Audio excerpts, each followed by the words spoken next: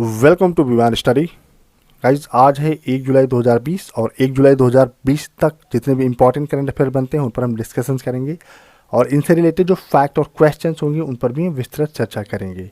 तो गाइज अगर आप हमारे चैनल पर नए अराइवल हैं तो चैनल को तुरंत सब्सक्राइब कर लें, साथ ही साथ बेल नोटिफिकेशन ऑन कर लें ताकि जैसे हमारे पास से डेली करंट अफेयर की वीडियो अपलोड हो उसकी नोटिफिकेशन सबसे पहले आप तक पहुँचे।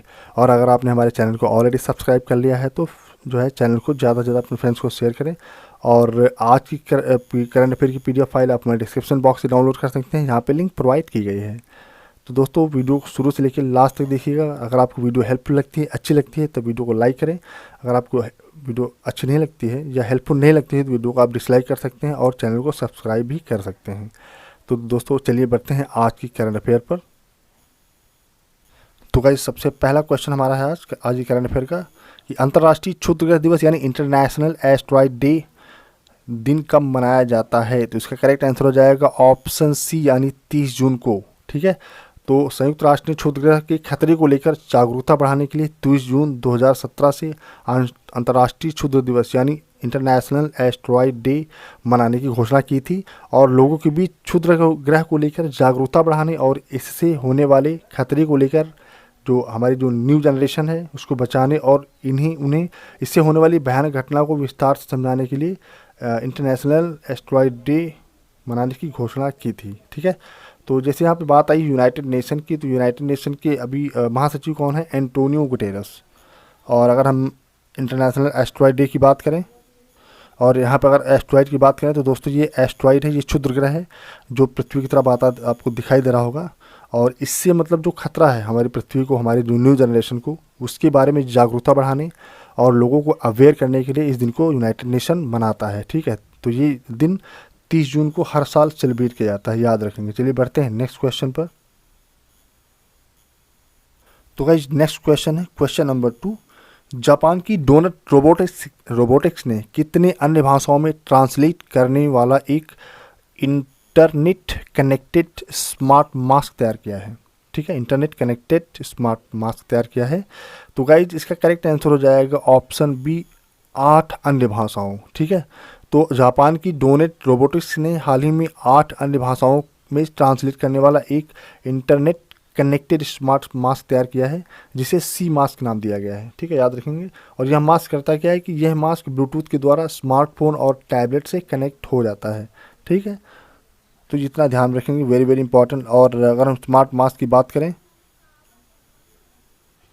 तो दोस्तों आप इमेज में यहाँ देख सकते हैं एक व्यक्ति ने मास्क को लगा रखा है जो स्मार्ट मास्क है। ठीक है, जिसको सी मास्क कहा गया है।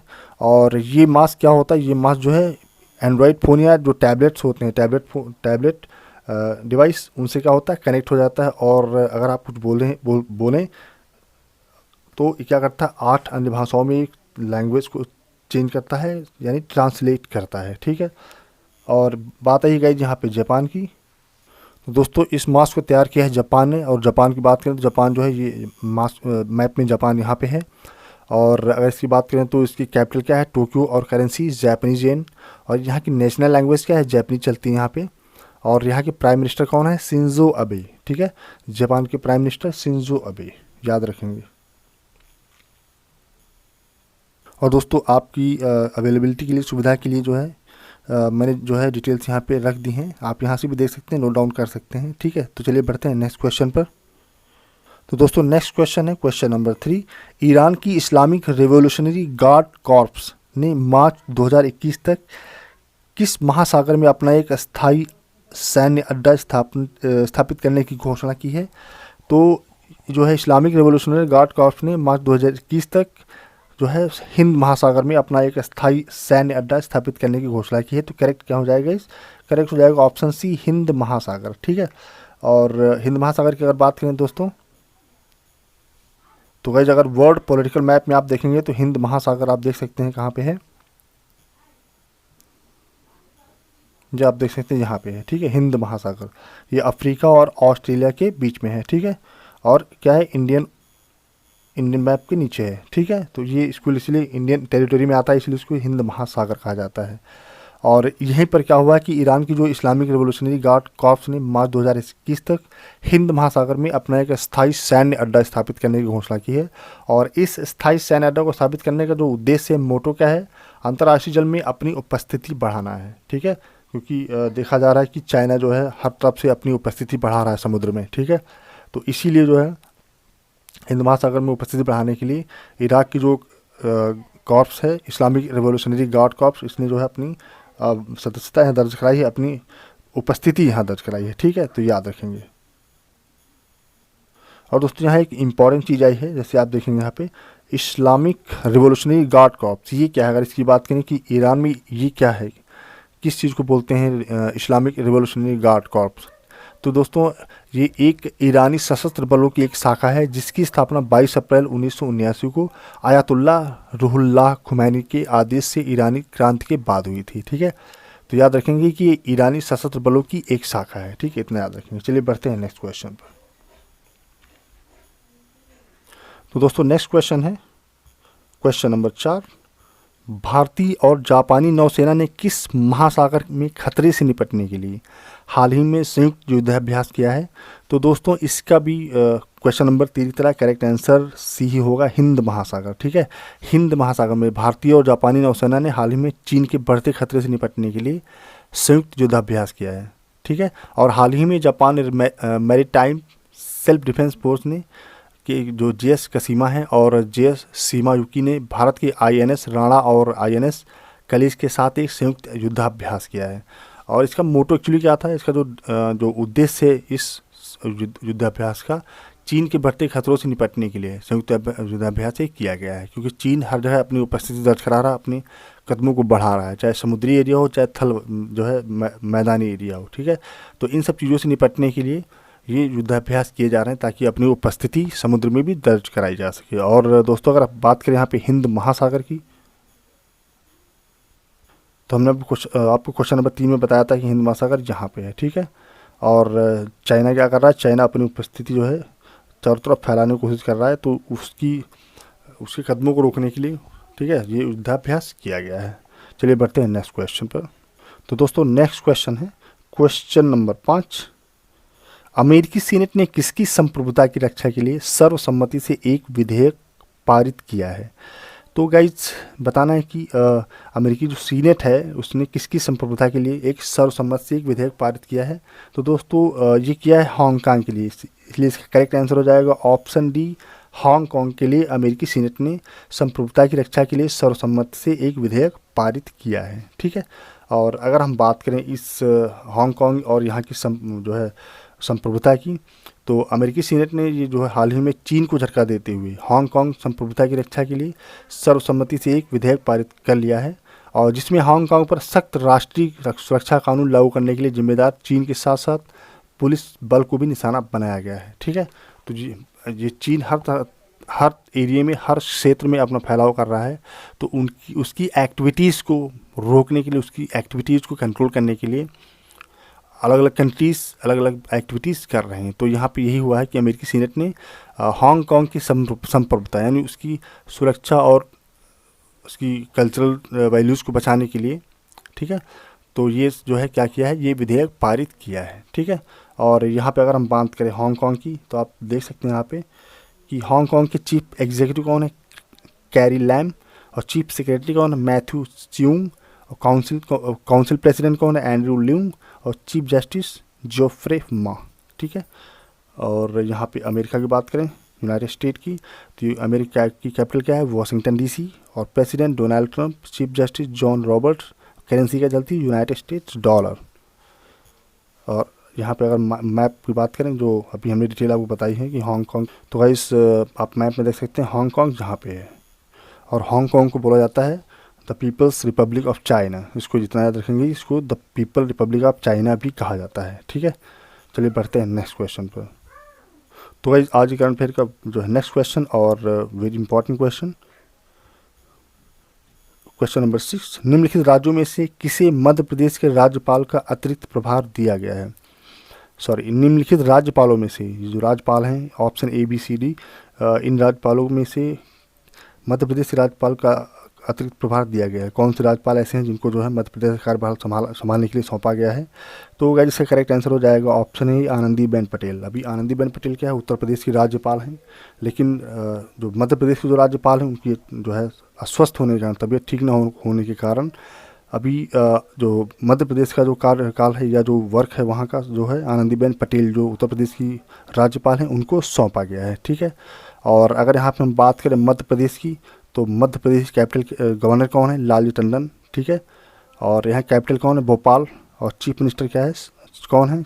शिवराज सिंह चौहान। ठीक है, याद रखेंगे शिवराज सिंह चौहान। और गाइज यहाँ बात करें जैसे ऑप्शन सी की, तो भगत सिंह कोश्यारी कहाँ के गवर्नर हैं? ये महाराष्ट्र के गवर्नर हैं। ठीक है, तो ये याद रखेंगे। तो गाइज ये है आनंदीबेन पटेल जो वर्तमान में उत्तर प्रदेश की जो है गवर्नर हैं, और अभी हाल ही में इनको जो है मध्य प्रदेश का भी कार्यकाल थोड़े समय के लिए सौंपा गया है। ठीक है, क्योंकि वहाँ के गवर्नर अभी सिक हैं, बीमार पड़े हुए हैं इसकी वजह से। तो चलिए बढ़ते हैं नेक्स्ट क्वेश्चन पर। तो नेक्स्ट क्वेश्चन है गाइस क्वेश्चन नंबर 7। माइक्रोसॉफ्ट ने हाल ही में घोषणा की कि वह दुनिया भर में अपने सभी कितने रिटेल स्टोर को हमेशा के लिए बंद कर रहा है? माइक्रोसॉफ्ट ने अभी हाल ही में डिक्लेयर किया है कि वो कुछ अपने सेंटर्स को बंद कर रहा है, कुछ अपने रिटेल स्टोर को जो है बंद कर रहा है। तो बताना है कि माइक्रोसॉफ्ट की कितने रिटेल सेंटर्स ऐसे हैं, कितने रिटेल स्टोर ऐसे हैं जिनको बंद कर रहा है वो। तो करेक्ट आंसर हो जाएगा ऑप्शन सी 83। ठीक है, तो माइक्रोसॉफ्ट ने हाल ही में घोषणा की कि वह दुनिया भर में अपनी सभी 83 रिटेल स्टोर को हमेशा के लिए बंद कर रहा है, और कंपनी की तरफ से जारी बयान में कहा गया है कि अब उसका फोकस ऑनलाइन स्टोर पर होगा, क्योंकि अभी डिजिटलाइजेशन हो रहा है तो ऑनलाइन अपने स्टोर को ये करने वाला है माइक्रोसॉफ्ट। तो गाइस ये है माइक्रोसॉफ्ट। ठीक है, और माइक्रोसॉफ्ट ने अभी अपने रिटेल सेंटर को बंद करने की घोषणा की है, क्योंकि इसमें 83 रिटेल सेंटर बंद हो जाएंगे। इनको एक्चुअली बंद नहीं किया जाएगा, इनको डिजिटलाइज किया जाएगा। जितने भी 83 सेंटर्स होंगे इनको जो है ऑनलाइन कर दिया जाएगा। ठीक है, तो इनके स्टोर्स नहीं होंगे, और कंपनी रिटेल टीम के लोगों को सेल्स और सपोर्ट के लिए ट्रेनिंग देगी, और ग्राहकों को पहले की तरह ही सेवा का अनुभव कराएगी। और कंपनी ने ये भी घोषणा की है कि डिजिटल स्टोर माइक्रोसॉफ्ट.com पर फोकस करेगी, और इन पर जो है इन्वेस्ट भी करेगी। ठीक है, तो टोटली डिजिटलाइजेशन का प्रोसेस यहाँ चल रहा है, जिसकी वजह से क्या होगा, ये सेंटर्स क्या होंगे, ये स्टोर्स क्या हो जाएंगे, सारे स्टोर्स ऑनलाइन हो जाएंगे, यानी लाइव हो जाएंगे। ठीक है, और इस सारे कार्यक्रम इसी के माध्यम से होंगे जिससे कि ऑनलाइन हो गए। ठीक है, तो इतना याद रखेंगे। और यहाँ पर अगर हम बात करें माइक्रोसॉफ्ट की, तो माइक्रोसॉफ्ट के CEO सत्य नाडेला, और स्थापना कब हुई?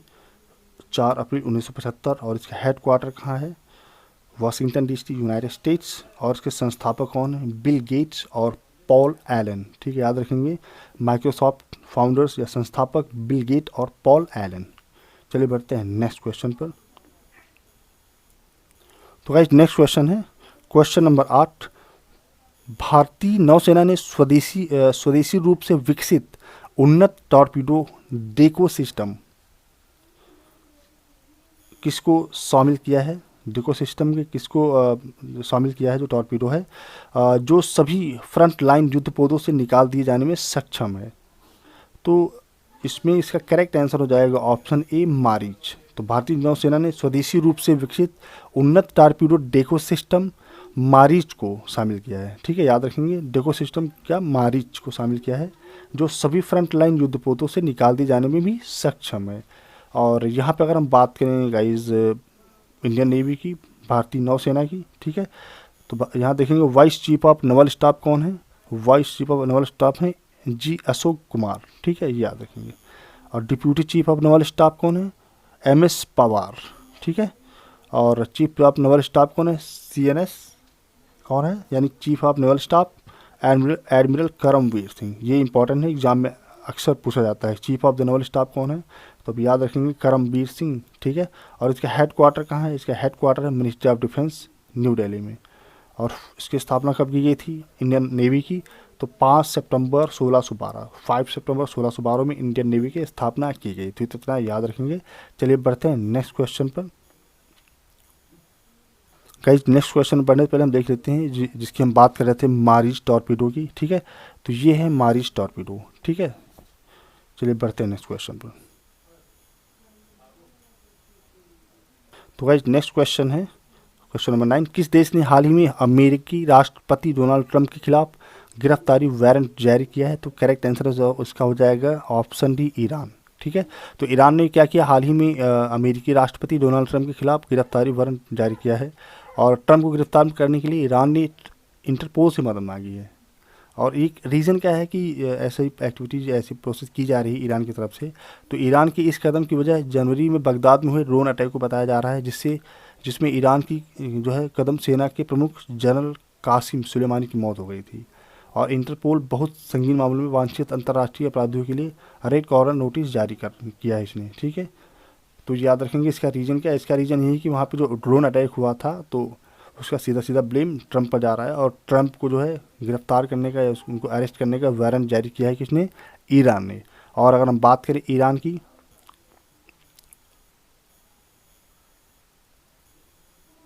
तो दोस्तों ये है ईरान वर्ल्ड मैप में। ठीक है, अब देखेंगे यहाँ पे, और जो ईरान के प्रेसिडेंट कौन है अभी, हसन रूहानी अभी वर्तमान में है। और एक कैपिटल कौन है, क्या है, तेहरान। और करेंसी क्या चलती है यहाँ पे, ईरानियन रियल। ठीक है गाइस, रियाल नहीं रियल, क्योंकि रियाल भी करेंसी होती है लेकिन उसकी स्पेलिंग होती है RIYAL। ठीक है, लेकिन यहाँ पे क्या है RIAL। ये क्या है, ये ईरान की जो करेंसी क्या है, ईरानियन रियल। ठीक है, और ऑफिशियल लैंग्वेज क्या है, पर्शियन। ठीक है, याद रखें। चलिए बढ़ते हैं नेक्स्ट क्वेश्चन पर। वाइस नेक्स्ट क्वेश्चन नंबर 10, और आज की करंट अफेयर का very important and trending question. केंद्र सरकार ने भारत चीन तनाव के बीच टिकटॉक समेत कितने मोबाइल ऐप पर प्रतिबंध लगा दिया है? तो गाइस इसका करेक्ट आंसर हो जाएगा 59। गाइस इसमें कुछ मतलब 59 एप्लीकेशन है जो चाइनीज़ थे। और तो हुआ क्या है कि भारत और चीन के बीच जो अभी हाल फिलहाल में जो तनाव हुआ है, ठीक है, तो इस तनाव के चलते भारत सरकार ने क्या किया है कि चाइना की जो एप्लीकेशंस हैं, जो ऑनलाइन एप्लीकेशन चलते हैं 59 यानी 59 एप्लीकेशंस को बैन कर दिया है इंडिया में। अब ये नहीं चलेंगे। ठीक है, तो इसमें जैसे टिकटॉक हो गया, यूसी ब्राउज़र हो गया, शेयर इट हो गया, इस तरह के एप्लीकेशन 59 एप्लीकेशन उनको ब्लॉक कर दिया गया है। ठीक है, चलिए बढ़ते हैं नेक्स्ट क्वेश्चन पर। तो आज नेक्स्ट क्वेश्चन है क्वेश्चन नंबर 11, जर्मनी स्ट्राइकर के रॉबर्ट लेवेंडोव्स्की लीग में लगातार कितने मैच में गोल करने वाले इतिहास के पहले खिलाड़ी बन गए हैं? तो इसका करेक्ट आंसर हो जाएगा दोस्तों, तो इसका करेक्ट आंसर हो जाएगा guys 11 matches, option D 11 matches. ठीक है, तो गाइस ये हैं जिनकी हम बात कर रहे थे, रॉबर्ट लेवेंडोव्स्की। ठीक है, इन्होंने क्या है लगातार 11 मैचों में गोल करने वाले इतिहास के पहले खिलाड़ी बन गए हैं। ठीक है, तो इतना याद रखेंगे। और अगर हम बात करें ये कहाँ से हैं, तो गाइस ये जो रॉबर्ट लेवेंडोव्स्की ये जर्मनी से हैं। ठीक है, जर्मनी कैपिटल क्या है, बर्लिन। प्रेसिडेंट कौन है यहाँ के, फ्रैंक वॉल्टर स्टेनमेयर। और करेंसी क्या चलती है, यूरो। चलिए बढ़ते हैं नेक्स्ट क्वेश्चन पर।